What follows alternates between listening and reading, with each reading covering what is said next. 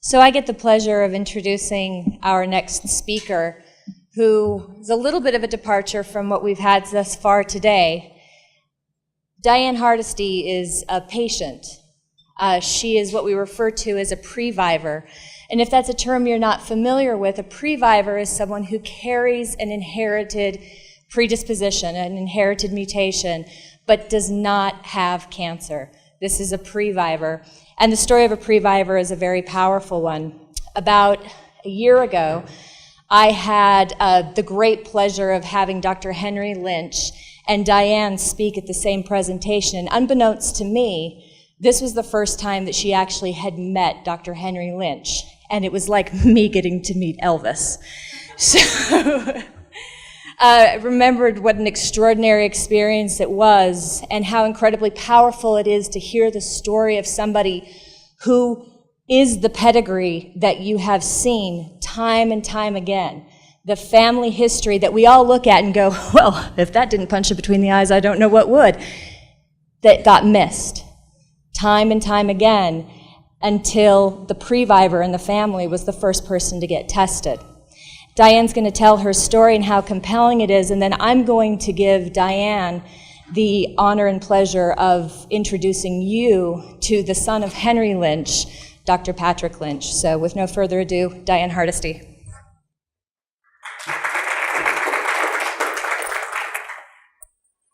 This is hard for me to do. You're going to have to bear with me because I get pretty emotional telling this story.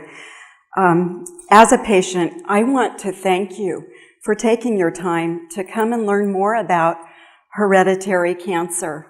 And I particularly want to thank Dr. Geyer for his call to action. There are too many families still on the train tracks, and they don't even know the train is coming. That was my family. So this is my pedigree, and when I first found out I had Lynch syndrome, City of Hope put this together, and I would go to the doctor and they'd spend all kinds of time trying to figure out which of all of those cancers belonged to which person in my family.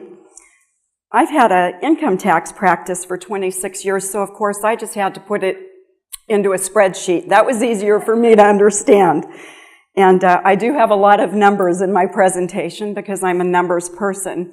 And I don't think you can see from here, but it's a lot of cancer and a lot of very young ages.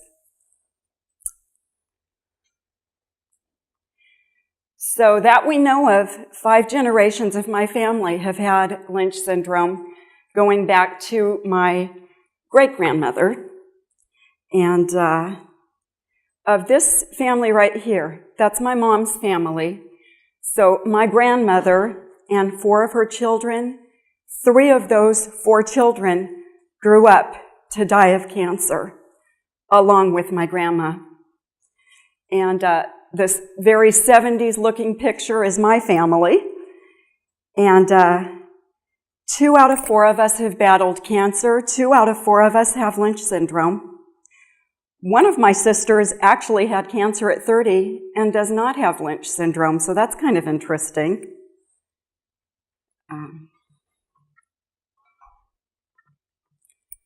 So 13 people in my family have had cancer. 4 of them have had multiple primary cancers. My sister's a year older than I, and she is on her 5th primary cancer. And this is what Lynch syndrome has done to my family. Only 3 people in my family are cancer survivors. We've had 10 deaths from cancer. And we've talked a lot about with Lynch syndrome, a lot of colon cancer, 7 in my family. 2 endometrial cancers. That 1 salivary gland cancer is not a Lynch cancer. That's my sister who got cancer at 30 without having Lynch syndrome like the rest of my family. This is the cancer I hate the most. Not that many years ago, my nephew, long before we knew we had Lynch syndrome, was diagnosed with glioblastoma at 16. He lived 2 months past his 19th birthday. He put up quite a fight. So, in that picture you saw earlier, my mom was one of those twin little girls, and her identical twin and her shared a lot more than just their looks. They both had Lynch syndrome. My mom died the day after her 56th birthday. She's in an awful lot of pain in ICU, having been diagnosed with gastric cancer and having a very radical surgery. She looked at her sister and said, "I'm not going to die today. I don't want to ruin our birthday for you." And she held on for another day. At the time, my son was 12 years old and had a big decision to make.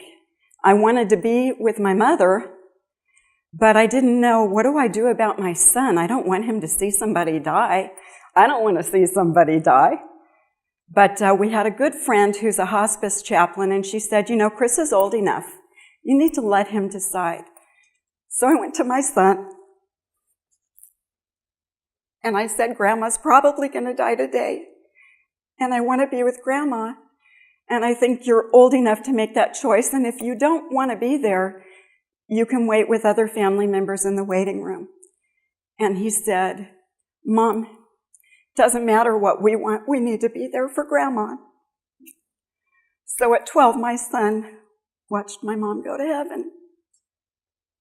2 years later, my mom's identical twin, who I spent 2 years calling, when I missed my mom, I could call my aunt and hear my mom's voice.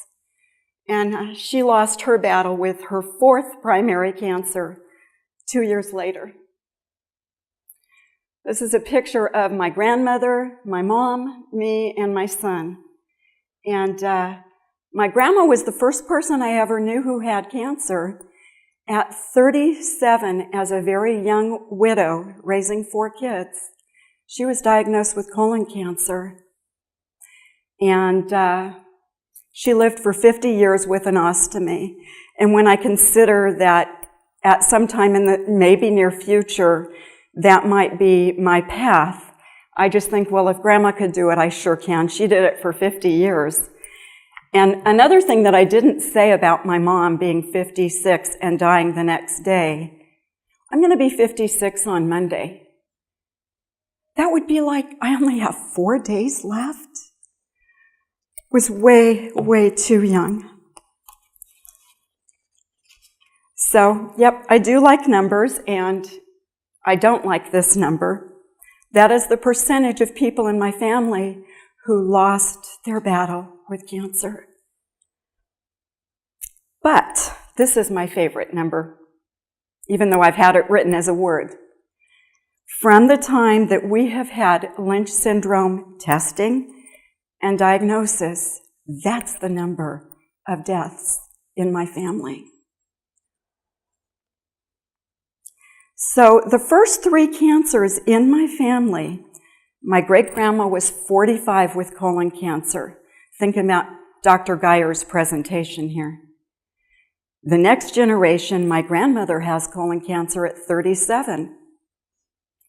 Either one of those, I think, these days would be a red flag. And then the next cancer was my aunt having endometrial cancer at 42, followed by colon cancer at 44. What if we didn't even been identified then? I just think, who might still be here? Maybe instead of just 3 people, we'd have more. That one picture with the 2 little girls with the very, very young daddy over there on the right, that's my cousin. He died of colon cancer at 31. If we had known sooner, he certainly would have been getting screened. And those 2 little girls would not have had to grow up without their daddy. I just love that Dr. Geyer talked about, as doctors, we need to do a better job. I'm not a doctor. You need to do a better job. Other people, I don't want to see another family go through what we've been through. So when I was 29 years old, I had endometriosis. I'm one of the few patients you'll probably hear say, I'm so thankful I had endometriosis. So I'm 29 and I'm in the ER and I'm in horrible pain. And they can't figure out what's wrong with me, so I had a doctor in the ER say, we need to do exploratory surgery. They did a laparotomy. The surgeon looked around, and he didn't see anything really wrong, but he thought maybe my appendix looked a little bit inflamed, and he removed it. I think to justify doing a laparotomy and not finding anything, but it's neither here nor there because, thank God, at 29, when he took out my appendix, it was full of precancerous polyps. He said, I've never seen anything like this. So 2 months later, with the help of a wonderful gynecologist, we'd figured out it's probably endometriosis. And I went in for a laparoscopy, knowing that that might turn into a hysterectomy. And sure enough, it did. I had endometriosis. And guess what?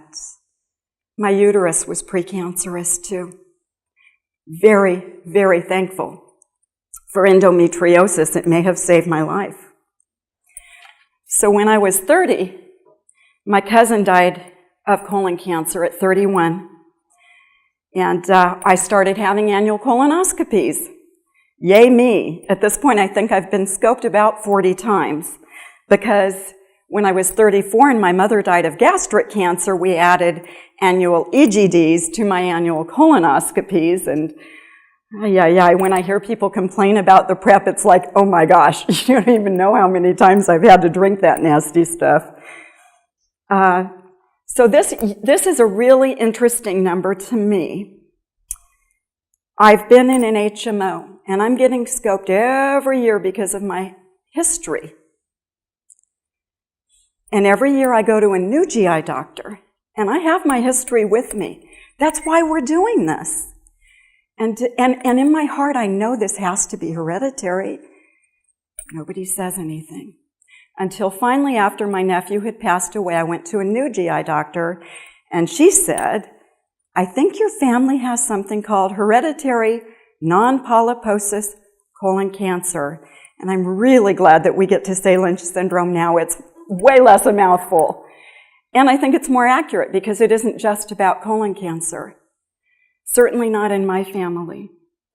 So she says, I don't know very much about it, but I think you need to go see a genetic counselor. And she referred me to City of Hope. I was living in California at the time. And Dr. Geyer was talking about why people don't get tested. I was one of those people. 3 years went by. And I really liked her, so I kept having her be the one to scope me every year. And I'd go in, and she'd say, did you go to the genetic counselor yet? No. And I'll tell you why I wasn't doing it. I was afraid. I've watched 10 people in my family die. To me, that diagnosis was a death sentence that I didn't want to know I had. I didn't want to think, oh my gosh, what if I pass this on to my son, who, by the way, started getting scoped at 21, and to me, I'm just thinking it's colon, and as long as we're getting scoped, we're safe. So every year I go to her, and she says, did you get tested? And I say no. The third year, and this is the key, she explained to me why I should be tested. What were the benefits to me knowing this? Obviously, now I know it wasn't a death sentence. You look at that big 0. It's been a life sentence in my family.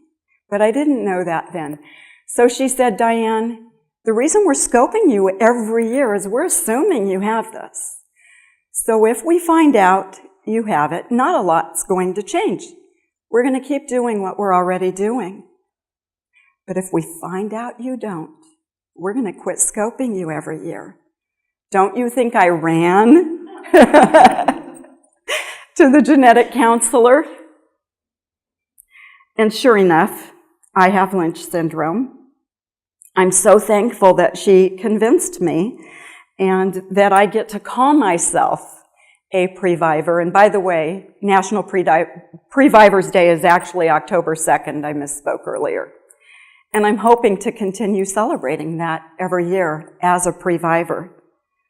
And another thing that I want to mention as I show you my results, what it says, and you probably can't read it, is that I have a MSH2 mutation, and I am missing exons 1 through 8. That's a pretty large deletion. And I had a doctor about a year ago when I was doing a talk like this tell me, you know, Diane, if you'd been tested maybe 10 years earlier, you would have tested negative. So back to what Dr. Janicek was talking about with that next generation of testing, that maybe somebody who was tested a while back should be retested. I don't know. In my case, maybe.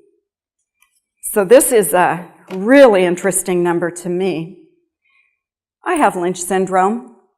My sister, at this point, this was 3 years ago, didn't know whether or not she had Lynch syndrome. She could not emotionally handle the burden of being tested because her son died at 19 of brain cancer. And to her, the acknowledgement that maybe she'd pass that on to him was more than she could handle. So she's getting scoped every year like the rest of us. And 6 months after a clean colonoscopy, that's the size tumor in her transverse colon. That's big. That's aggressive. And it scared the heck out of me because I'm thinking, I'm getting scoped every year. What does this mean? So her doctors very wisely at City of Hope again said, you know what, before we schedule you for a colon resection to remove this tumor, we have to know whether or not you have Lynch syndrome. It's going to change our management. So they tested her, and sure enough, she has Lynch syndrome. And they said, okay, well, instead of a resection, we're doing a subtotal colectomy. And before we schedule that, we want you to see the gynecologist. Guess what she had? Endometrial cancer. So instead of a resection now, she's having a subtotal colectomy and a total hysterectomy, including her ovaries. Life-saving surgery because we knew she had Lynch syndrome. This is so important. And the other thing that did, though, was make me think, okay, if it can grow that fast, and I'm getting scoped every year, and I've had 4 years in a row of them removing precancerous polyps. Wow. So I talked to her surgeon, actually, at City of Hope, and I said, you know, I'm so confused because every time I have any bleeding in the middle of the year, I go to my GI doctor, and he says, Diane, you need to calm down. We're scoping you every year. Well, wait a minute. Then what just happened? Because he told me it takes 5 years for a polyp to turn into cancer. Maybe my sister's 6-month prior scope, something got missed, but 5 years in a row, or what? And he said, no, with Lynch syndrome, it's a lot faster path to cancer. And I made the very difficult decision 2 years ago to have my colon removed. 4 years in a row of precancer being removed. At 29, I've got a precancerous uterus and I've got a precancerous appendix. Do I want to do this on my terms, or do I want to wait and let cancer dictate that? And what if that cancer isn't caught early? It was not an easy choice. But at least now I know I have something in common with Angelina Jolie other than being a woman. I've had preventive surgery because of a genetic cancer mutation. So, and the other thing is, one of those little girls that you saw with my cousin who died so young, she had a hysterectomy preventatively because she's got Lynch syndrome. She didn't want her 2 little children to grow up without a mommy the way she grew up without a daddy. So talk about management being different when there's a known mutation. That's certainly been true in my family. And the other thing about management is, so now a year's gone by and I'm getting my first scope having had my colon all but 6 inches removed. I have an ileorectal anastomosis. And I go in and get scoped, and my GI doctor says, everything looked really, really great. But I know you have Lynch syndrome, so I just did a whole bunch of random biopsies. And sure enough, several of those turned out to be precancerous cells. So I went to the colorectal surgeon, and he did something called an APC fulguration. You probably know what that is. I don't, but he's been scoping me for the last year every 3 months. The good thing about not having my colon is I don't have to drink all that nasty prep anymore. It's a lot easier to get cleaned out. But all of those have now been benign, and so we're going to a 6-month schedule, and we'll see what we can do. But the thing is, I know I have this, so I get to make choices that will maybe save my life. Maybe I get to die a pre-viver one day. That's my goal. Even though I'm in a hospital gown and my hair looks really nasty, this is my favorite picture. My son came to visit me at City of Hope. I'd had surgery, and he says, okay, well, I'll be back in a little bit. He and his wife walked over to his appointment with the genetic counselor to get his results. In the meantime, my doctor came in and said, your biopsies came back, and you don't have cancer. And while that was good news, I was worried. Until Chris walked in with this wonderful piece of paper that says, this ends with me. He did not inherit Lynch syndrome. Maybe, thank you. I think that deserves a lot of applause. It changes everything for our future. This is his baby and me, and these are his 2 little boys. I don't have to worry about them the way I used to. It's just, it changes everything. And Deirdre talked about my rock star moment last year, and of course I had to have my picture taken with him. And it's funny because I met Patrick Lynch last week, and I have the same picture but with the son instead of the father. And what's changed also, besides the fact that I can now take control of my health and maybe be a pre-viver, is that I've got a passion for spreading awareness. And I don't know if this quote will be again in your presentation, but Dr. Lynch last week, I saw him speak at a Living with Lynch Syndrome conference. He talked about his dad, and there was a quote in there from Albert de la Chapelle, I'm probably pronouncing it wrong, that said, we have done the easy part in the lab, discovering the MMR genes. The hard part will be getting the info about risk to those who are at risk and getting them to act on it. And my goal is to do my part in getting that information to these families that are standing on the train tracks, and the train is full of mostly preventable cancers. And I heard Dr. Geyer use that train track analogy earlier this year, and I've been stealing it ever since because it's true. If you saw these people on the train tracks, wouldn't you run to get them off the track? Well, the thing is, you have to be looking for them. When we now look at the future, this is how we look at it. I saw this picture of my grandson and I went, that's the picture. It's victory. It's excitement. It's power that we didn't have before. And I want to leave you with this before I introduce Patrick Lynch. When I got my Lynch syndrome diagnosis at City of Hope, the first thing, of course, I said wasn't, oh no, I have Lynch syndrome. It was, oh God, please don't let me have passed this on to my son. And I'm thankful that happened, or actually it didn't happen. So we got in the car and my husband's driving and I first called my son and I said, oh honey, I hope you don't have this. And my second phone call was to my very persistent GI doctor, who finally explained to me why I wanted to know this, to thank her not only for saving my life, but for saving my family's life.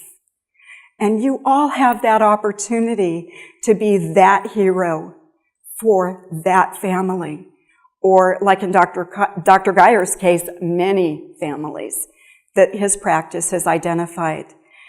And as I think about this huge honor of getting to introduce Patrick Lynch, who I'm so excited I got to meet last week, he did this wonderful talk about his dad, which, you know, when that's my rock star moment, was a pretty neat thing to see all these family pictures and growing up.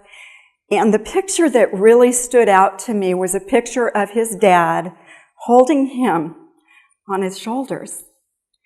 And what he said was, and I don't remember the exact quote, but it was something about standing on the shoulders of giants, referring to his dad. And what I've come to know is, not only, Dr. Lynch, were you standing on the shoulders of a giant, you're a pretty big giant yourself. And I am so honored to get to introduce you. Thank you.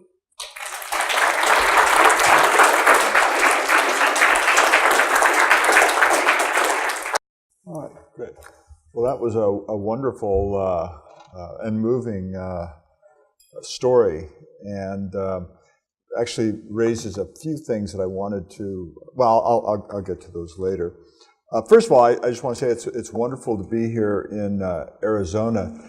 I love coming out here in part because it gives me an excuse to wear a bolo tie. I have an uncle, my dad actually has a younger brother who has an identical twin, and my uncle lives down in Tucson and used to collect bolo ties and gave me a bunch of his bolo ties to wear, so I thought, great excuse to wear those.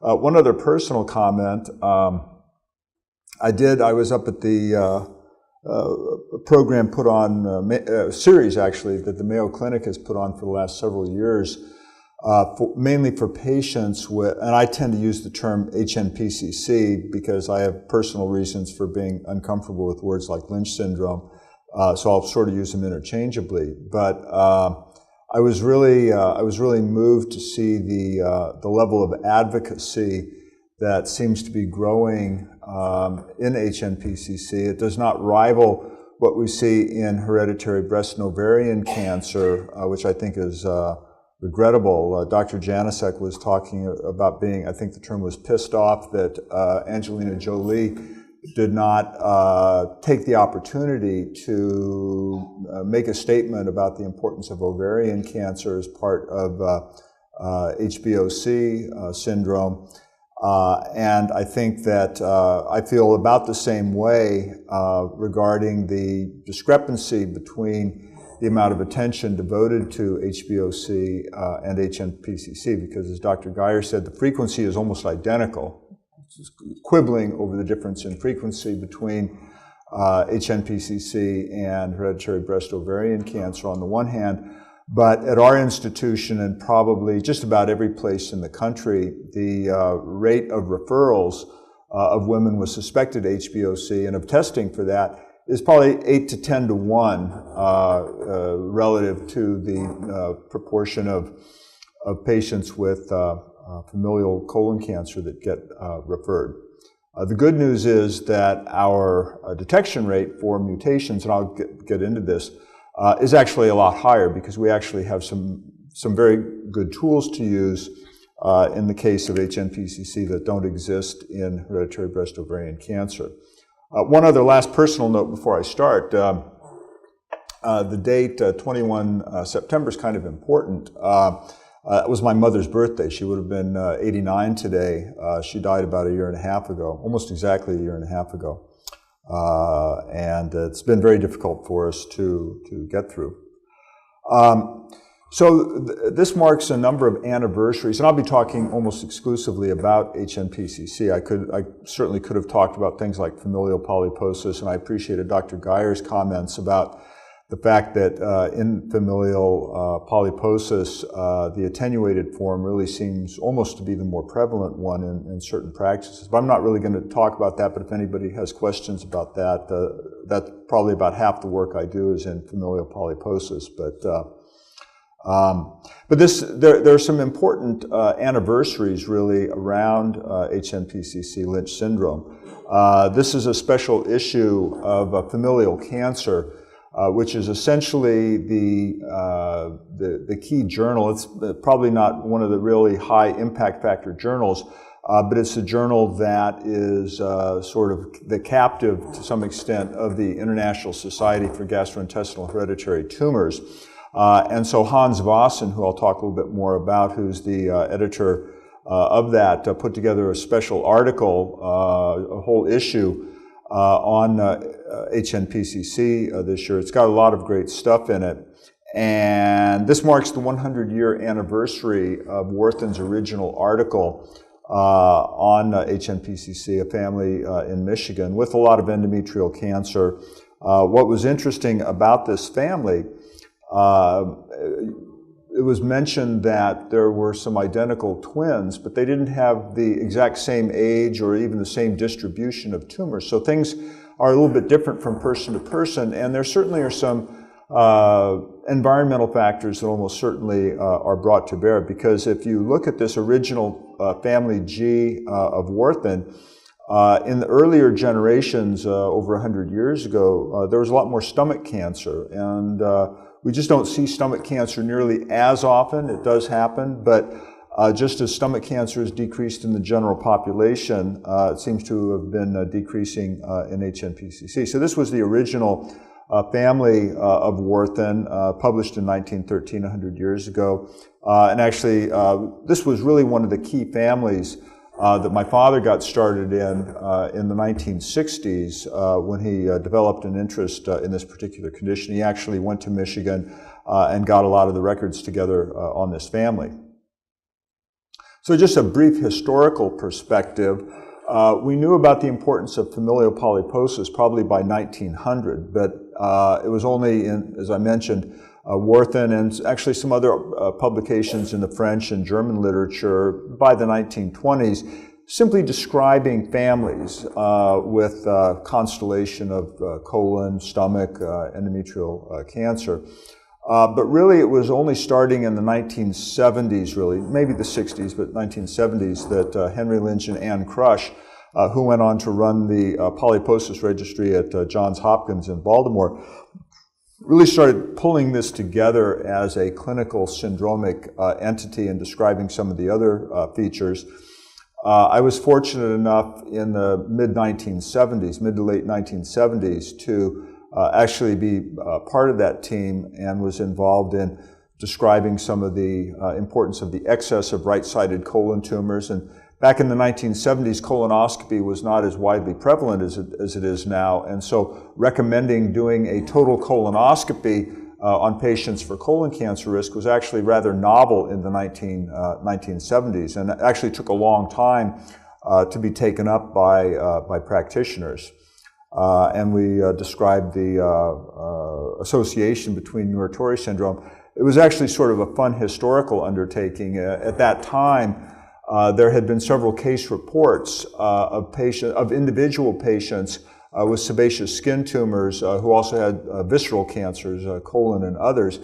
What we actually did is we wrote to some of these authors. We corresponded with them and said, did any of these people have a positive family history? Because in the meantime, in the families that we've been following with HNPCC, we'd seen a few patients that seemed to have these sebaceous skin tumors. So we thought, well, if patients with HNPCC, Lynch syndrome, have sebaceous skin tumors, I wonder if people with sebaceous skin tumors have Lynch syndrome. And so we wrote to some of the original authors, Muir, Torre, and asked them, so these patients you described with these sebaceous skin tumors and colon cancer, did any of them have a family history? They wrote back and said, well, yeah, they did, as a matter of fact. So, but they had not put that part of it together. And finally, before the first of these genes was identified, late 1980s, early 1990s, a little bit more robust statistical approach was taken, in which it was noted that families that had early onset colon cancer seemed a little bit more common than you would be able to expect by chance alone. So these were the clinical features that were considered part of this condition before we were able to characterize things at a molecular level. And you've heard about these from Dr. Geyer's presentation. Early onset, right-sided predominance, very characteristic spectrum of extracolonic tumors, highly variable. As we'll see, much more of a tumor spectrum is commonly seen in patients with MSH2 mutations compared to, for example, MLH1. Although there's enough variation that we would not bet the farm on this. And if I don't mention it later, a couple of the genes, PMS2 and MSH6, because of slightly lower penetrance, there have been some recommendations that maybe we don't have to start screening as early or as aggressively. I don't think we have enough data to say that, but that is a cautionary note about that. And there is some characteristic pathology.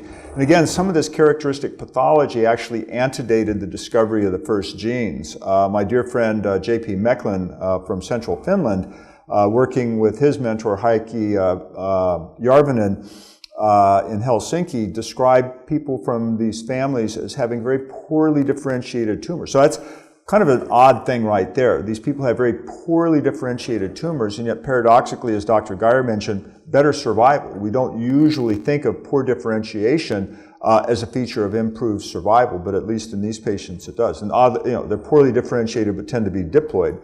They also tend to be mucinous. We usually don't think of mucinous tumors as being a good prognostic feature either. And they also have a high degree of tumor-infiltrating lymphocytes, some of the little dots that you see amidst the tumor cells that are not making any glands. And so it is certainly possible now for an astute pathologist, just based on looking at an H&E slide, to say, you know, this looks like it could be suspicious for one of these Lynch syndrome type of tumors. Well, we've tended to use the so-called Amsterdam criteria for HNPCC, which I'm going to say are largely of historical interest at this point. This was the meeting in Amsterdam in 1990, I think it was. Henry Lynch at the end of the table with Jane Lynch at his side, where a debate was had over what really should be the clinical features. And actually Hans Vossen, as you see here, who's being crushed by Henry Lynch, really has done a huge amount of the work in characterizing this. They have a nationwide program in Holland, which is really a model probably for all of us for cooperation between a central registry and clinicians all over the country. Stuff that just could not really happen in this country. These are the Amsterdam criteria, the so-called 3210 rule. 3 or more colon cancers or the Amsterdam criteria 2, which would include not just colon cancers, but any of the associated tumors, mainly endometrium, over multiple generations with early onset.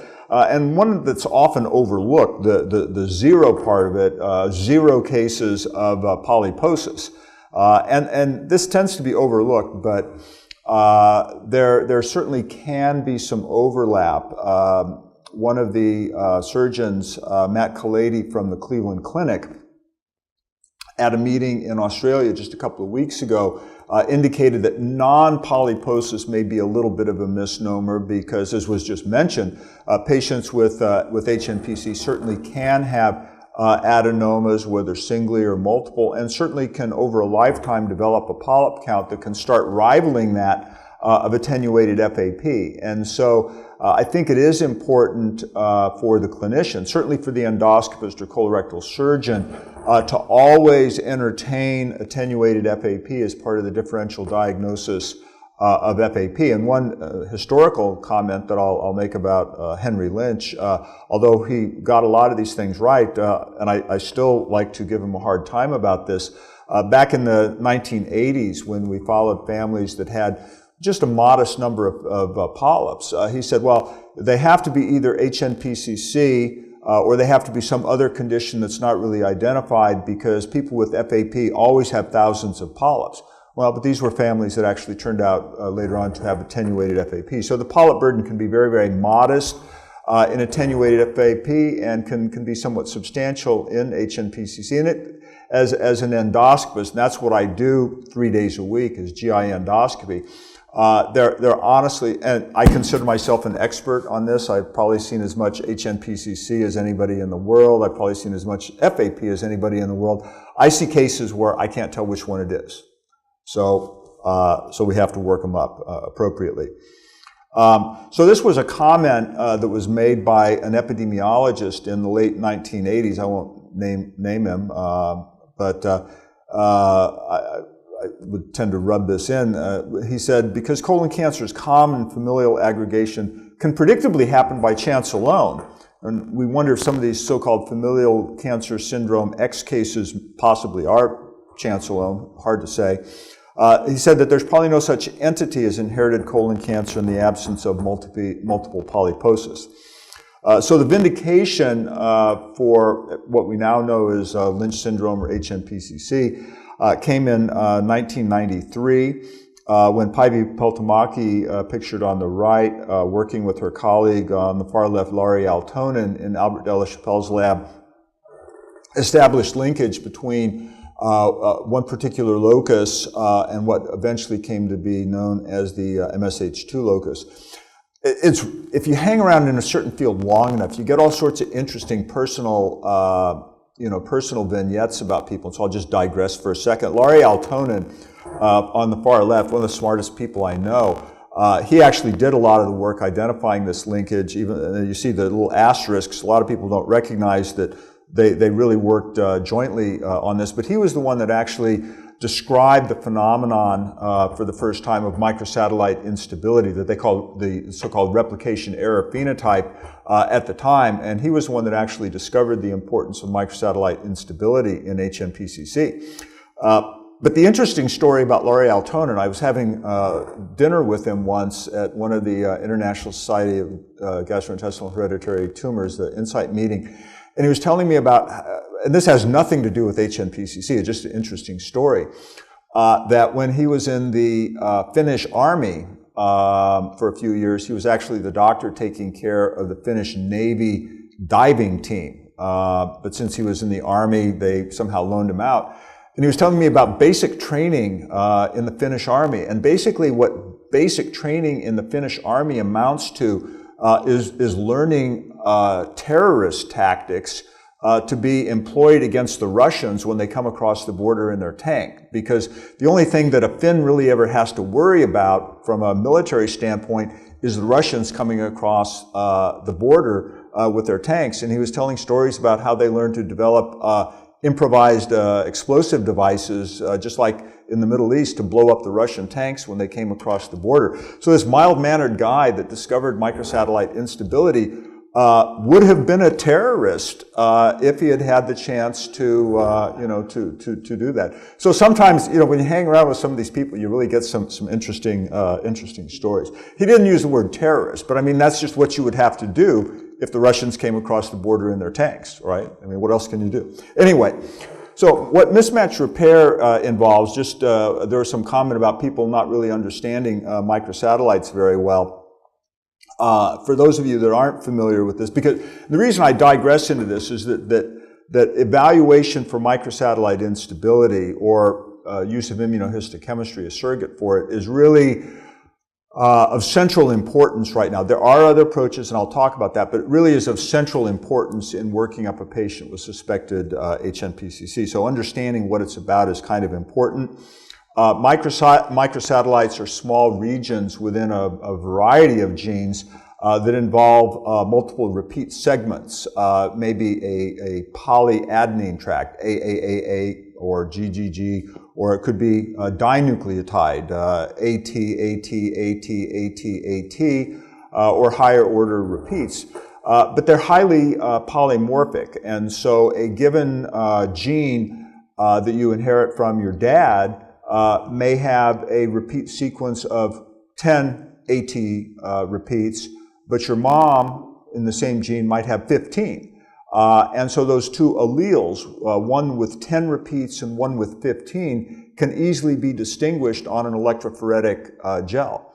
So what happens when you develop a cancer is one of those alleles gets modified, and so now in a sense you have a third allele. You have dads with 10, moms with 15, but in the tumor, because of slippage, you can have an increase or a decrease in the number of those repeats. So you might have 20. So by having a new allele, and let's see, I think I have a picture of that? Yeah. So by having a new allele, you actually will pick up a new bump that can be distinguished from both the maternal and paternal. So it's a very characteristic fingerprint. And so this really has been an important part of the evaluation, and I'm not really going to talk in much detail about the molecular milestones other than to say that we've identified additional members of this family of mismatch repair genes, starting with MSH2, and to that was added MLH1 and eventually PMS2 and MSH6, with the development of antibodies to be used for more rapid screening. I was out here in Arizona about 3 years ago and took a bunch of pictures out on, you never know when taking pictures out on the desert is going to come in handy, but here they are. So you've seen this picture over and over again. I want to simply emphasize here that far and away the two most commonly altered genes in HNPCC Lynch syndrome, if I can get this thing to work. Let's see. Maybe it will, maybe not. Okay.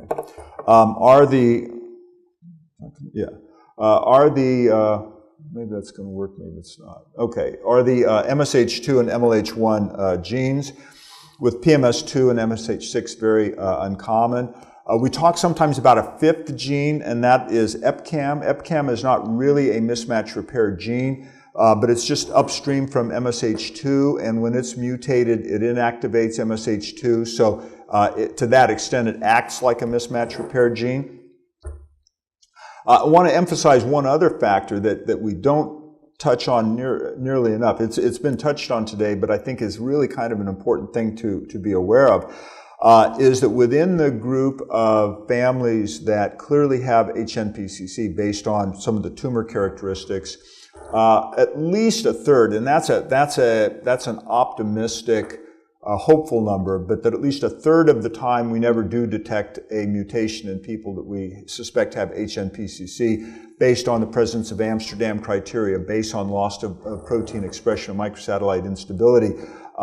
In most clinical series, we fail to detect a mutation at least 40 or 50% of the time. So our mutation detection rate is not that good.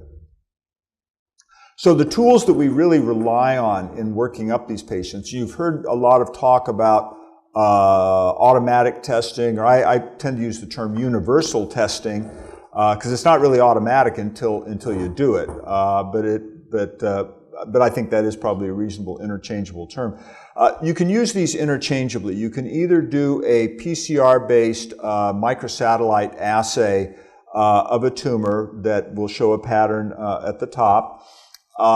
And in general, you need some paired normal tissue. Now, there are some markers that can be informative with only tumor tissue, but in general, you have to have a source of normal tissue to compare it with because, again, microsatellite instability is a characteristic fingerprint in the tumor that represents a departure from the normal. So in general, you need to know what the normal is in order to say what it is a departure from, if that makes sense.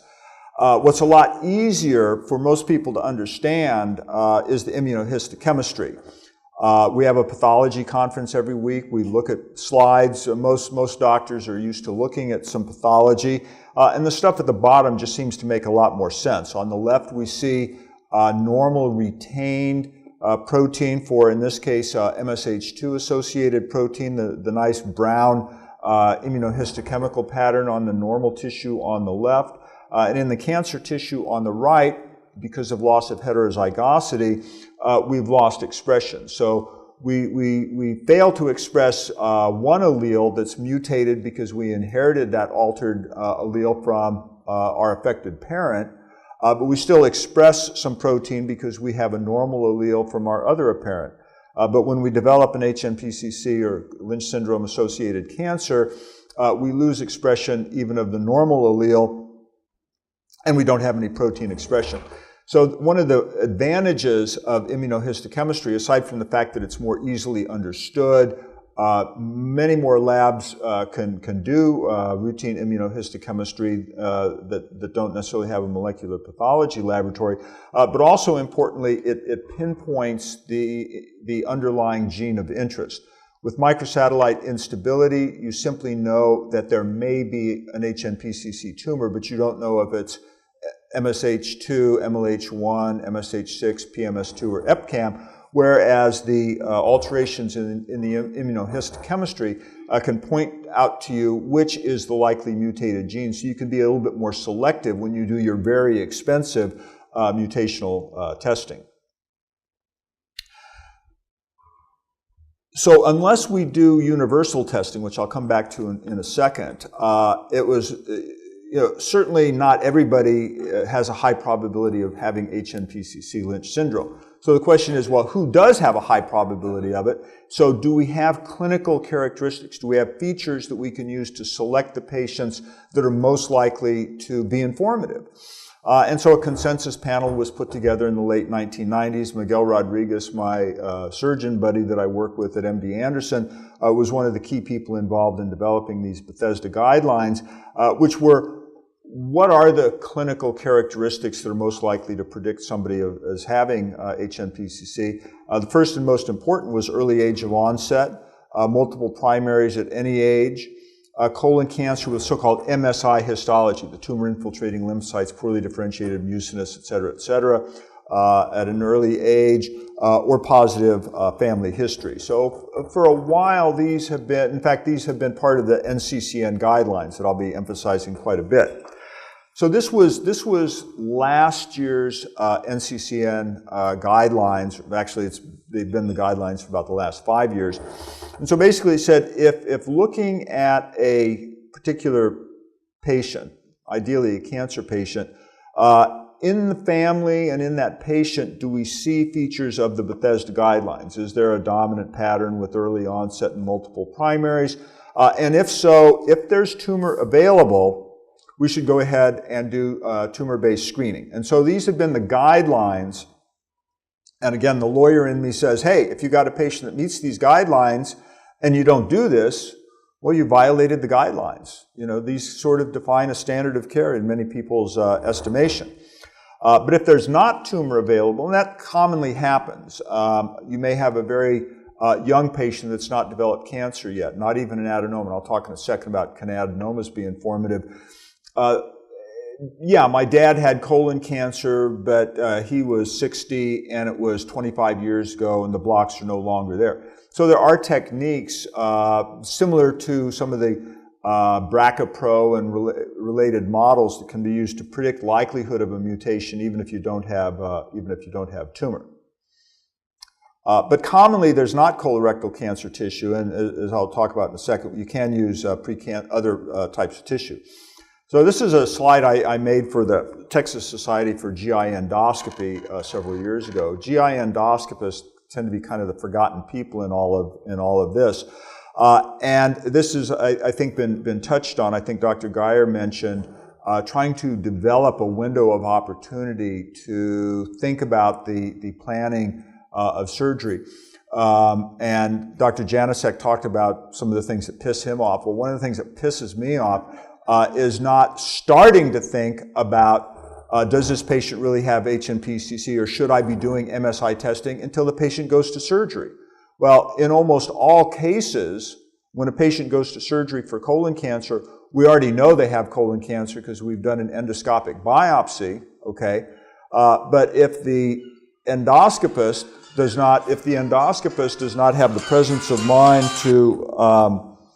to send off the biopsy for these particular studies, then it's not going to happen until the patient goes to surgery. If the endoscopist does send these off and they are informative, it might very well alter the approach to surgery. And in the usual window that we have of a week or 2 weeks, there's a colorectal surgeon in the group. What is your usual window between endoscopic diagnosis and surgery? I'm sorry? Yeah, so at least a week or two. You got to do the CT, to do the staging and all that sort of thing. That's plenty of time to get your immunohistochemistry back. Will you have your germline mutation testing back? No, but I would argue that it really doesn't make that much difference, because if your immunohistochemistry is important is informative rather.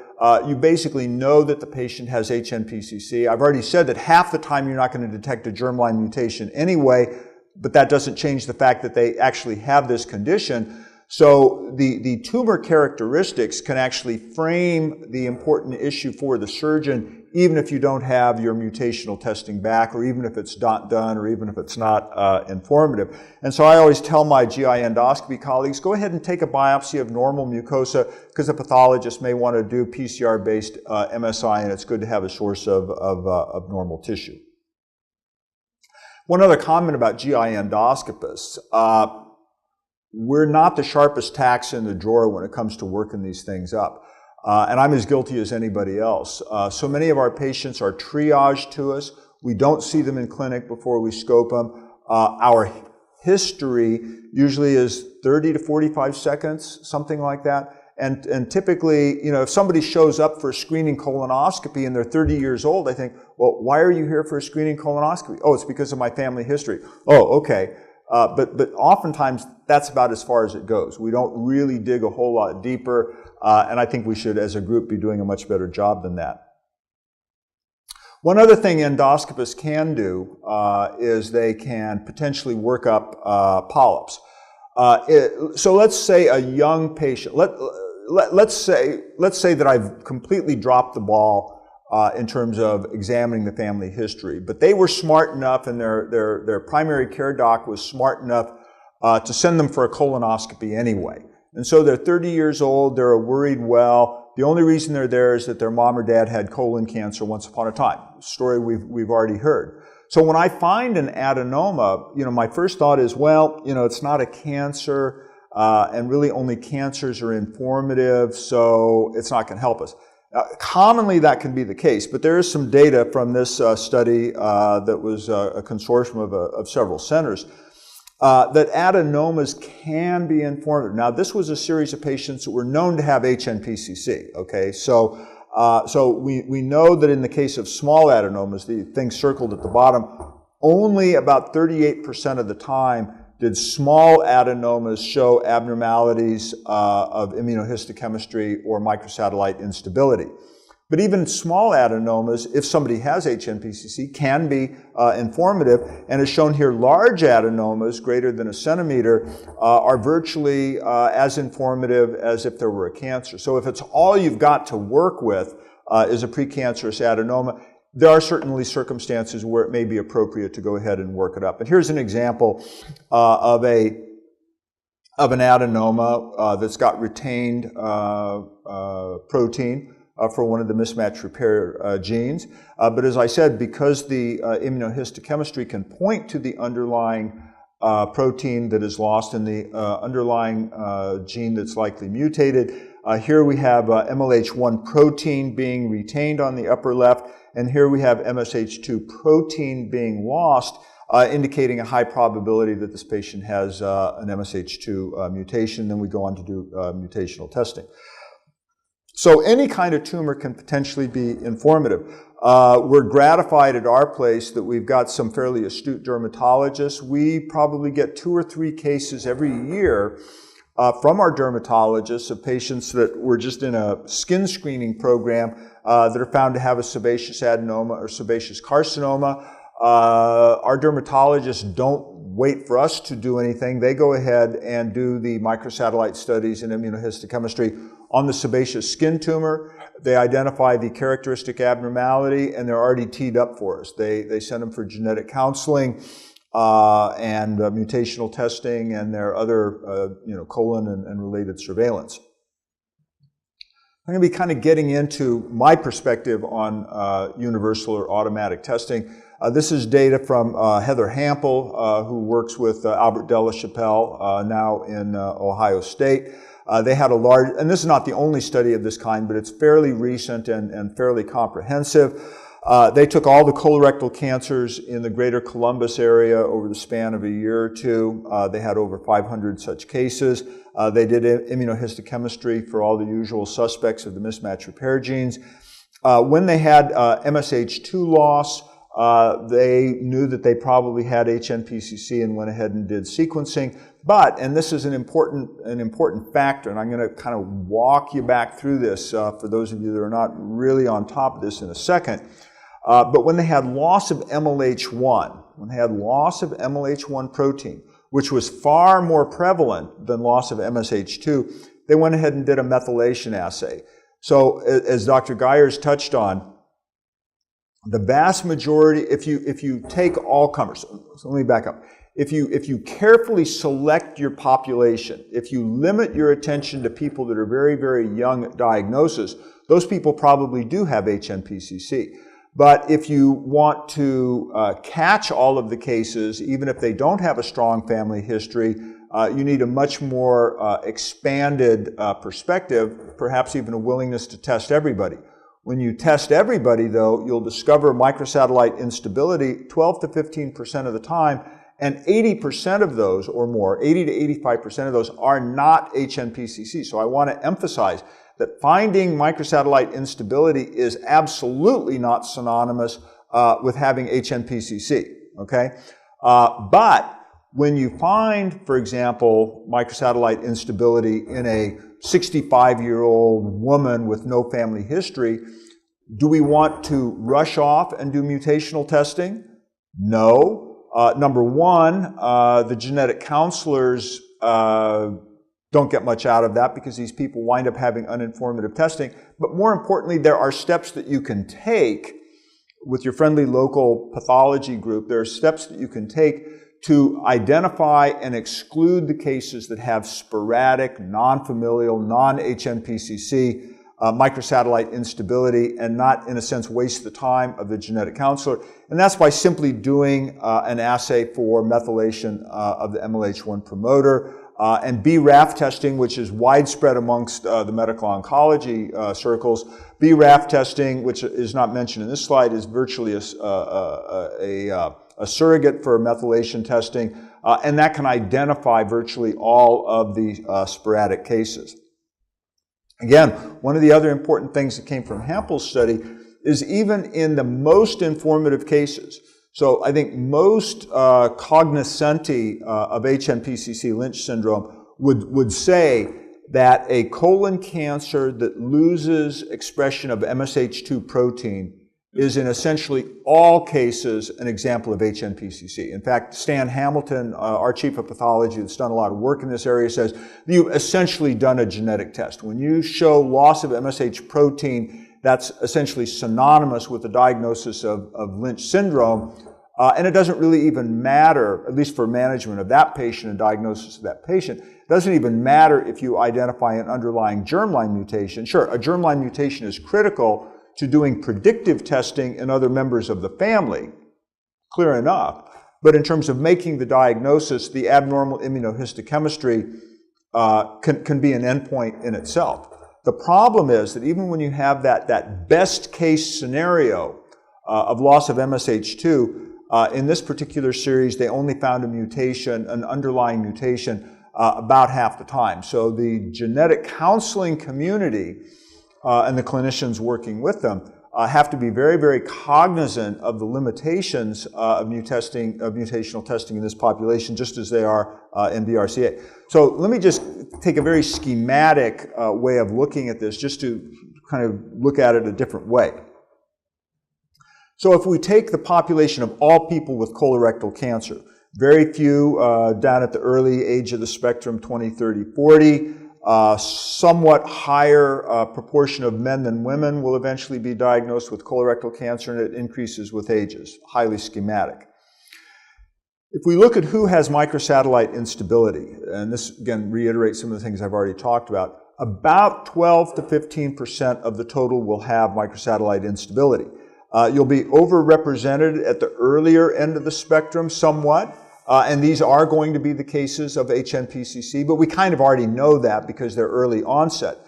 What's interesting is at the older age spectrum, it's a little bit more that is microsatellite instability is somewhat more overrepresented in women than it is in men, so we have a few more boxes in women than it is in men.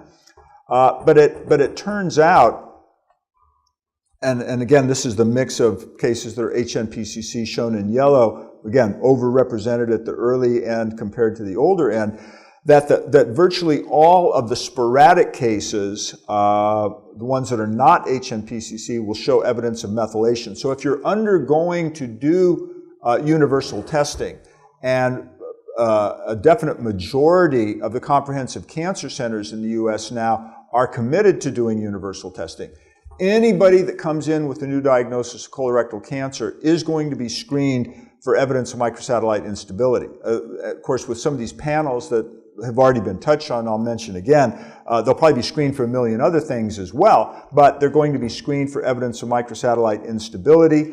Methylation will be present in virtually all cases that turn out to be sporadic, and BRAF mutations will be present. So there is a mechanism that's routinely and clinically available for ferreting out and excluding the cases that are non-HNPCC sporadic cases of microsatellite instability. So if we have the ability to fairly easily, I think, for a price, test any new colorectal cancer or endometrial cancer, and I'm not going to talk about that because I'm not as familiar with that data, but if we have the possibility of testing everybody with colon cancer for evidence of microsatellite instability, and if we have an assay to deal with this nagging problem that a lot of them are sporadics, the question is, do we even need to think about Amsterdam criteria anymore? Because we know that many people eventually diagnosed with Lynch syndrome actually don't meet the Amsterdam criteria. So maybe we should put a wooden stake through this, because there still are, I'm sure, oncologists, perhaps in Dr. Geyer's practice in Kansas City. There may be some gynecologic oncologists, some surgeons, some GIs, some medical oncologists who say, well, this patient can't really have HNPCC Lynch syndrome because they don't meet the Amsterdam criteria. So I would argue maybe we should just forget about the Amsterdam criteria altogether. Maybe of historical interest, but we may not need it if we're testing everybody. We may not need Bethesda guidelines anymore either if we're testing everybody. And in fact, the new NCCN guidelines that are due to be published in a couple of months and are already available online, these are the new NCCN guidelines that for screening for Lynch syndrome, the current recommendation is that when a person is diagnosed with colorectal cancer, that plan A is to test all of them, and plan B would be to test everybody under 70 or anybody over 70 that meets Bethesda guidelines. Well, we're already so close to testing everybody. Is that really an important difference? I would argue maybe it's not. And the argument is that the screening should be done by MSI testing, either by immunohistochemistry or PCR-based testing. Again, emphasizing what I talked about just a second ago, followed by BRAF testing or MLH1 promoter evaluation to distinguish those cases of sporadic. So please do me one big favor. If you go to your hospital and say, Dr. Lynch and the other guys said that maybe we should do universal testing of everybody for microsatellite instability when they're diagnosed with colon or maybe endometrial cancer, I would say great, but only if you're going to accompany that by this evaluation, either methylation or BRAF, to exclude the cases that are sporadic, because otherwise you're going to inundate your genetic counselors with a lot of cases that are really not going to be informative. There are other alternatives if you don't have tumor to evaluate. Now, again, some of these panels, some of these mega panels, I've already talked about Amsterdam criteria, Bethesda guidelines may be becoming obsolete. It's way too early to say that these panels are going to make tumor-based testing obsolete, but maybe I'm just old-fashioned, and that may come to be the case. But at least right now, there are a priori models. This is the PREM 126 model that came from Dana-Farber, Sapna-Singhal, and her group. Very, very, almost identical, I think. Maybe some of you could shed more light on this than I could. Almost identical conceptually to the BRCA models, BRCA-Pro and related models. Were based on the family history, age of onset, who's had what in the family. You can come up with a prior probability that a person will have a mutation, and these are in the absence of any tumor to evaluate. I love doing this in clinic because I can just go to clinic. Any of you can go to clinic and you can just pull up your website and you can just, you don't have to remember it. You just go to Dana-Farber because they're the ones that did this. You go to Dana-Farber and somewhere in one of the first 2 or 3 choices, there'll be something about the PREM model, and then you click on PREM model and you'll get something like this, which is a questionnaire that you can do in about 30 to 40 seconds with your patient in clinic, and it'll spit out a prior probability that they have a mutation. So in some of my worried well patients where I'm really suspecting they probably don't have HNPCC Lynch syndrome, it's really a nice exercise to sit down with them and crunch their model. Myriad actually supported a study to try and evaluate the cost effectiveness of using these sort of models. And this was a cost effectiveness model that a number of my colleagues were involved in. And basically what they concluded was that the sweet spot in this receiver operator curve is at about the level of a 5% probability. So that when you go to your clinic and you crunch this particular modeling with a patient, if they have a 5% or greater prior probability, this modeling would argue that it's worth doing that testing. Now, is there a problem with that? Well, yeah, what is the big limitation? So you genetic counselors already know the answer. If you have a 5% probability of having a mutation, and you do this testing based on that, you have a 95% probability of a negative test. And now you have to explain to your patient that you spent a lot of their good money on to do this testing. You now have to explain what you're going to do with them, given that the 95% of them that will not have a mutation. Do we really think you have HNPCC Lynch syndrome? Do you really need increased screening? Maybe you do, maybe you don't. Well, what about clinical management? Here we see Robin Phillips, that used to be the administrative manager for the Insight Working Group, and Hans Vossen at our biannual meeting in San Antonio a couple of years ago, talking about over a cigar, trying to incubate their lung cancer, over a cigar, talking about clinical management. So the lawyer in me likes to talk about clinical practice guidelines. I'm not going to dwell on this other than to say that chances are your trade group, whether you're an endoscopist, a surgeon oncologist, your trade group has a clinical practice guideline for the management of these patients. That guideline is consistent with everybody else's guidelines. The ones I like to refer to, because they're the most detailed and the ones that I've been involved in putting together, are the NCCN guidelines. The NCCN, the American Cancer Society, the GI Endoscopy Societies, American Society of Colorectal Surgeons, the Europeans, basically all agree that colon cancers deserve microsatellite testing or immunohistochemistry, and when those are informative, mutational testing, and when that's informative, early and often colonoscopy, as has already been discussed. So pretty much universal agreement there. These recommendations haven't really changed much. Randy Burt, who's been the head of this committee from University of Utah for a number of years, is retiring. I hope they don't ask me to replace him. It's a lot of work as head of this panel, putting the conference calls together and whatnot. The one thing that is new is the suggestion of using aspirin to reduce risk. I'm just going to touch on that very briefly. One thing, and I unfortunately came in a little bit late for Dr. Janicek's talk on screening. I'm really gratified that the NCCN has kind of finally started coming around to the perspective that I've held all along, and which he, I think, strongly echoed, which is screening doesn't work.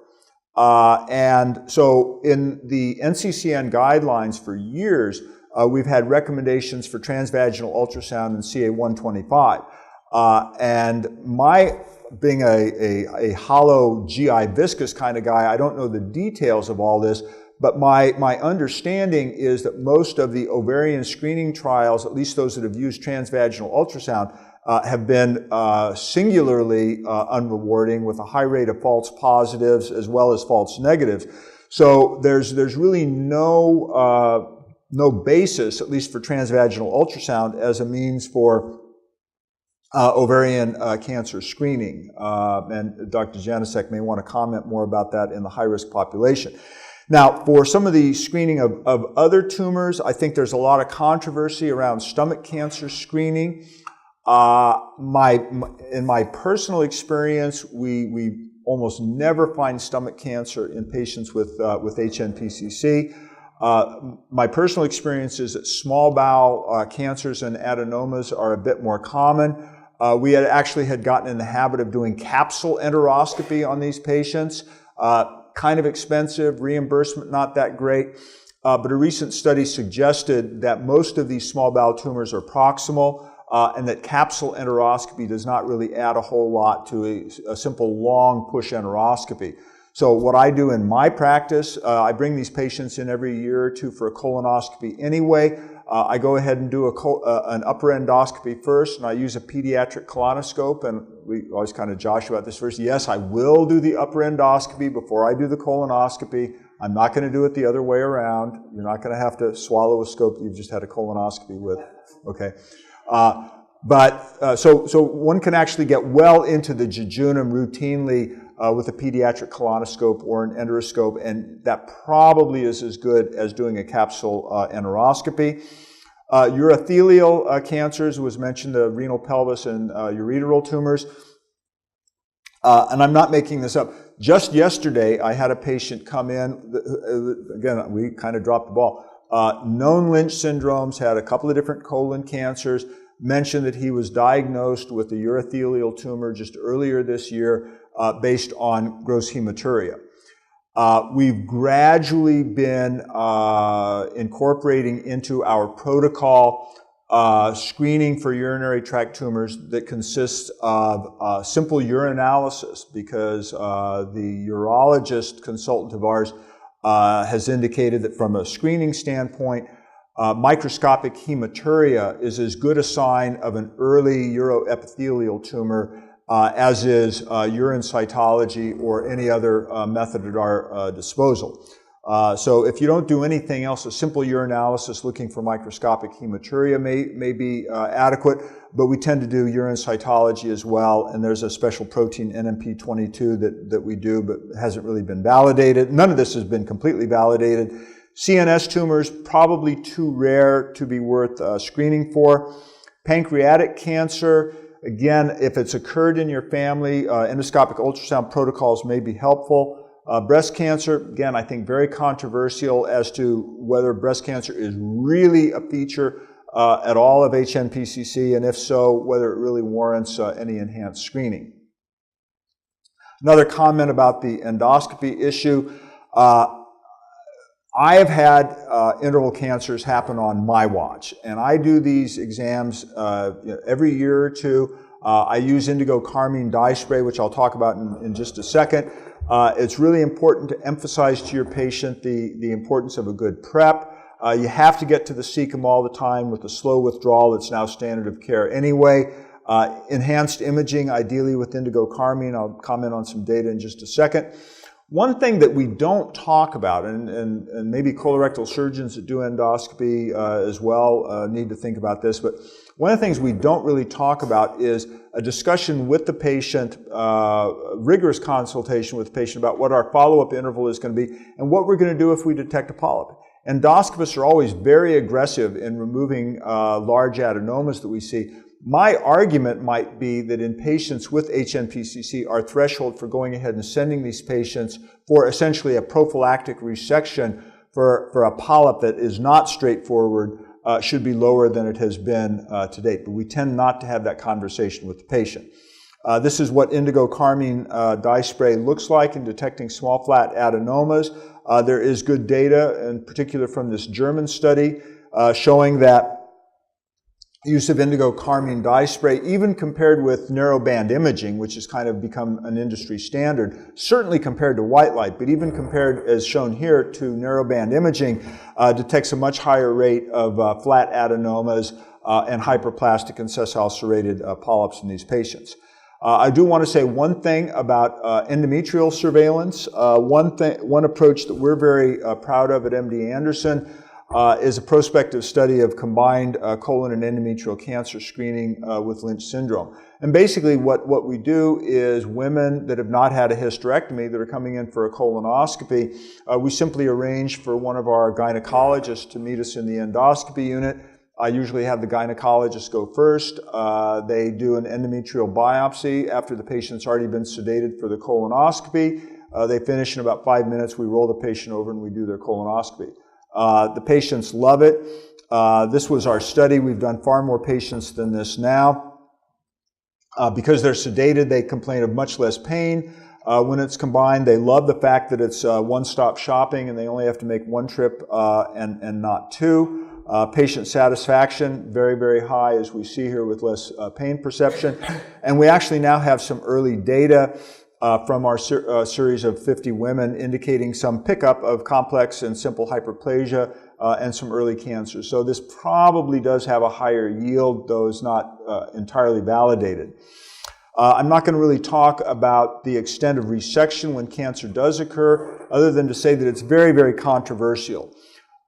James Church from the Cleveland Clinic had wanted to try and get a randomized trial of segmental versus subtotal colectomy, could not get enough surgeons willing to do it. Gabriele Musslein in Germany actually opened a protocol where patients would be randomized to segmental versus subtotal. The study fell apart because the surgeons weren't really willing to have their patients randomized, and so it continues to remain an area of strong opinion, but very, very little data. Certainly a role for hysterectomy and oophorectomy at the time of colon surgery. Chemoprevention, I've mentioned aspirin. Here's the data from John Byrne and his group. Initial data is shown here from this CAP2 aspirin study. High-dose aspirin, a relatively high dose, 600 milligrams a day, showed that in the early years, no benefit in terms of reducing new adenomas, but over a longer period of time, a statistically significant difference in rates of colon cancer, and interestingly, even a reduced risk of other Lynch syndrome-associated cancers. And so a dose-finding study to identify the optimal dose of aspirin has recently been opened. I want to conclude by saying a few things. I'm not really going to talk about the panels because that's already been touched on, but I do want to emphasize something that's very near and dear to me, which is improving communication within families. We've already gotten a sense for the importance of continuing a dialogue. Patients that are reluctant to come in and have testing, sometimes if we keep the channel of communication open with them, somebody new in the family diagnosed with colon cancer can sometimes provide a tipping point. We need to improve our communication. This was a comment that was already referred to by Albert de la Chapelle, and this is some data quoted to me from Myriad that indicates that only about one person in a family that's been diagnosed with a mutation in an index case, only about one person on average undergoes predictive testing per mutation detected. And obviously we have far more people at risk than ever get testing. Well, people's motivations for having testing have been looked at by behavioral scientists. You may not be able to read the fine print. Most people want to have testing because they want to see if their children are at risk. If you've already got the diagnosis, it's not going to change your management a whole lot, but you'll want to know if your kids are at risk, and so you'll get testing for that reason. You'll have altruistic purposes to improve research, find out if more screening is needed, and so on. But one of the things that was never mentioned in these early behavioral studies is where's the concern for more distant relatives. One of the examples that Dr. Geyer showed of a family where the patient was found to have the mutation, and after a lot of work, the siblings and the nieces and nephews got tested. But there was a grandparent that died of pancreatic cancer 40 years ago. Presumably this grandparent had brothers and sisters who had children and grandchildren as well. Once we find a mutation, this is golden. This is as valuable for the fifth cousin 10 times removed way over there as it is for the immediate member of the family. Probably more so. The immediate member of the family is the low-hanging fruit. You already know that mom or dad's had colon cancer, and you probably figured out that they've had genetic testing. If you're some distant cousin, you don't even know that this condition exists in your family, much less that a mutation's been detected. So what we really need are ways of getting this message pushed much more deeply into the extended family. And there's some early evidence that use of web-based technology may be helpful. Now, here's what I consider kind of the old-fashioned, tried-and-true method. And this is Henry Lynch with one of his famous family information sessions, and I've actually driven a Winnebago up through South Dakota and Minnesota to do these things. So I know that they really do happen, where you'll get 40, 50, 100 people from a family together, and you'll have a big feel-good genetic counseling session. That's wonderful. But let's face it, out here in Arizona, most of your patients, their mom or dad's still back on the East Coast, their relatives are back on the East Coast. I mean, so most of you are from here in Arizona. How many of you, never mind your families, how many of you have your family of origin, your aunts and uncles, how many of you have your family of origin here in Arizona? How many of you do not? Okay, so when you want to do this sort of teach-in sort of approach, that's great if you're in the upper Midwest and everybody's still on the farm, but it doesn't work in Arizona. In my opinion, it doesn't work in Arizona. It doesn't work in Houston. You know, nobody in Houston can trace their family back in Houston. So we need to take other approaches. So there's, and keep an eye on this. There's a program that's been developed at UCSF called KinTalk, and it's a way of getting members of extended families together. And basically what they do is they'll have the index patient, go online, and I know Myriad's developing something like this too, going online and kind of auto-populating their database. They tell you all about their sons and daughters and sisters and brothers and all this data. But what they also are asked to do is give us the emails for up to 10 more distant relatives. And then what they do is they send a robo-email to these relatives saying, hey, this condition's been identified in your family, you may be at risk, can you give us some more information? Progeny, which obviously is much more pervasive around the world, Progeny is actually developing a very similar approach, and we're trying to work with them, and some of you may be as well. So whether KinTalk and Progeny will get back together, I'm not sure, but it looks very attractive. Now, everything doesn't have to be web-based, but a programmatic approach is important. In New Zealand, where a lot of the registries are government-sponsored, what they do is they offer to the index patient the option of having the registry directly contact their relatives. Now, we know that in genetic counseling, the approach in this country, which it's about all we can do, or historically has been about all we can do. Okay, Mrs. Jones, you've got this mutation. Here's your, we saw the picture of walking around with the mutation report. Here's a copy of the report, and here's a 2 or 3 page detailed letter that we've written describing what the features of this condition are and the importance of testing. Please send this to your at-risk relatives. And then what happens? Well, usually not much of anything, but occasionally they'll send them, and occasionally somebody who's really motivated will act on it. Well, what the people in New Zealand did was they gave the patients the option of, if you don't feel comfortable talking to your Aunt Minnie in Auckland, we'll do it for you. And they've had very, very good feedback. I don't have the details on it because it's very early, but they've had very, very good responses. A lot of people said, yes, I would feel more comfortable if you could do that for me. In Manchester in the UK, they thought, well, maybe we'll use the family doctors as an in-between.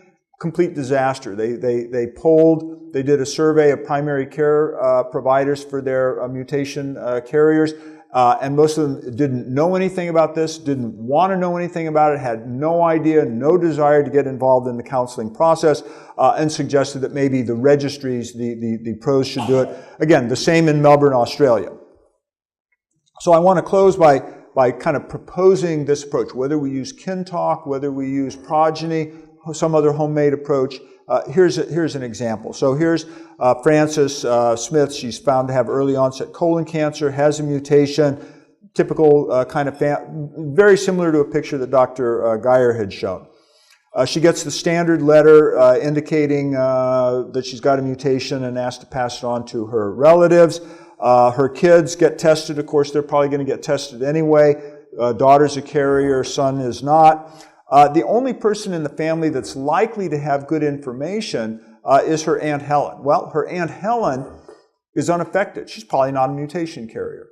Why is Aunt Helen important? Well, because she's Aunt Helen. She's 78 years old.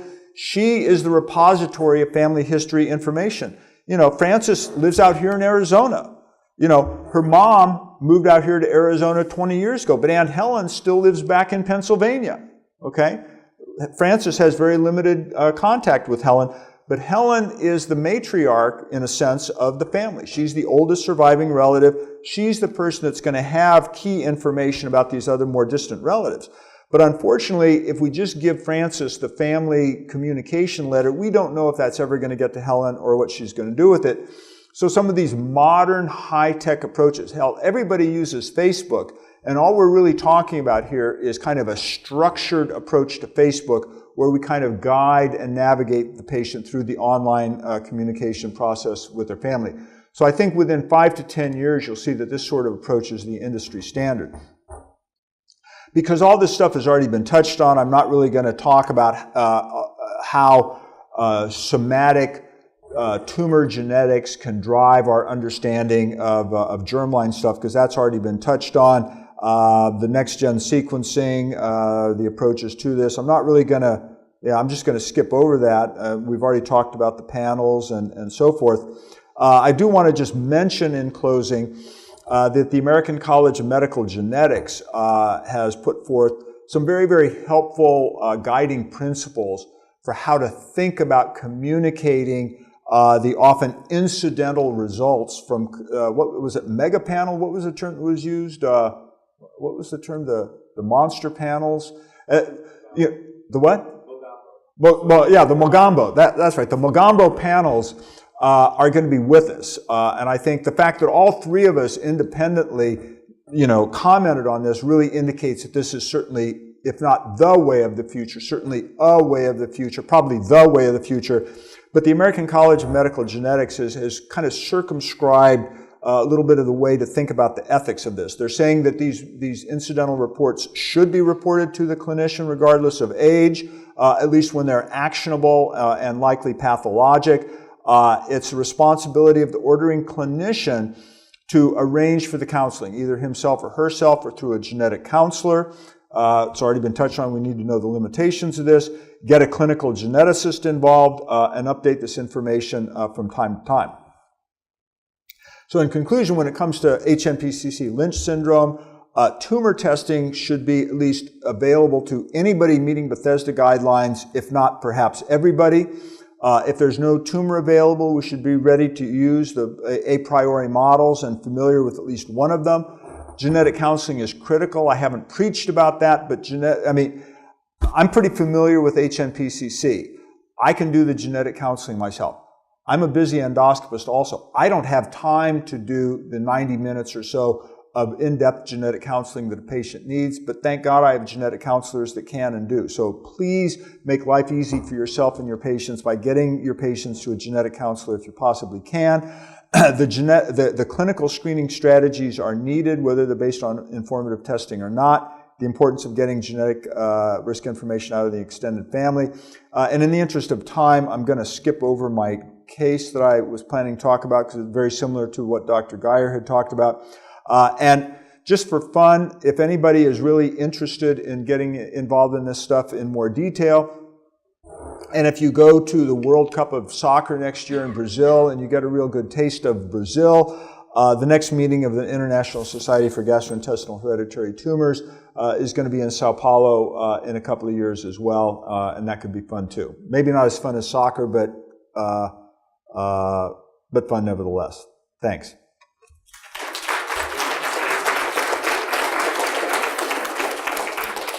Any questions about any of that? I think we've beaten all this stuff pretty thoroughly, but any questions?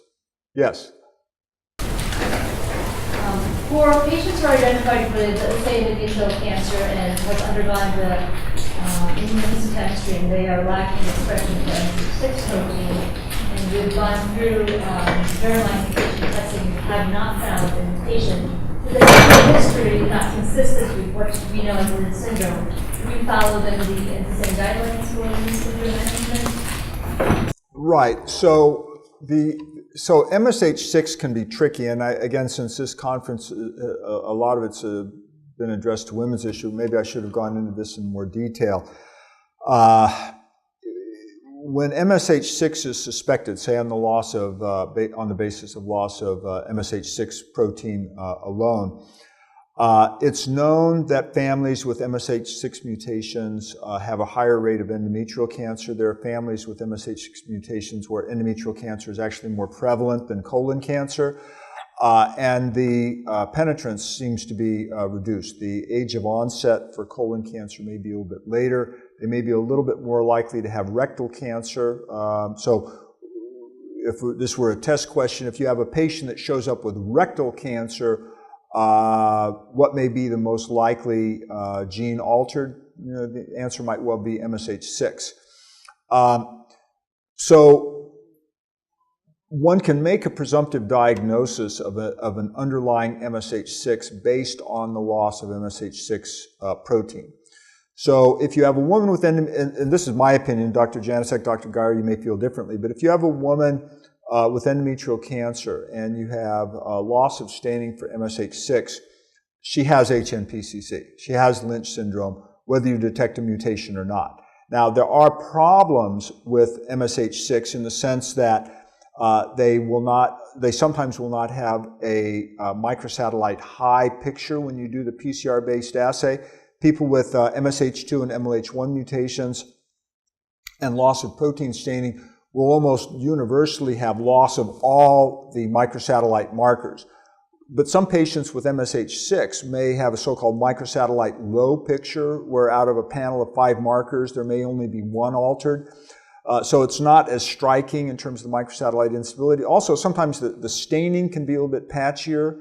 Russell Broadus, who's a pathologist at our place that's very, very interested in the quality assurance of the staining and the correlation with MSI, has shown that the loss of staining for MSH6 can tend to be a little bit more patchy and still be meaningful.